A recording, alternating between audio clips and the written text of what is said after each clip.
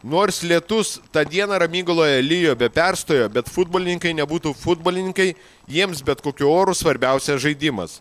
Varžybose dalyvavo net 6 rajono futbolo komandos. Rungtynės vyko rato sistema 2 pogrupėse. Į finalą iš pirmo pogrupio pateko Piniavos ir Velžio komandos, o iš antro pogrupio Uliūnų ir Miežiškių futbolininkai.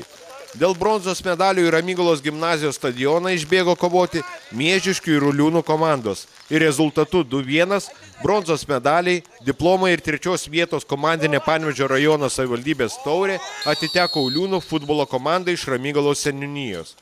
Dėl 1-2 vietos žaidė Piniavos ir Velžio komandos. Pasibaigus rungtynių laikui rezultatas buvo 1-1. Ir tik mušami baudiniai turėjo nulemti, kam atiteks turnyro aukso medaliai. Iš kiekvienos komandos futbolininkams mušant 5 baudinius ir vėl rezultatas liko 5-5. Tada jau į vartus buvo mušami baudiniai iki pirmos nesėkmės ir ją patyrė Velžio seniūnijos futbolininkai.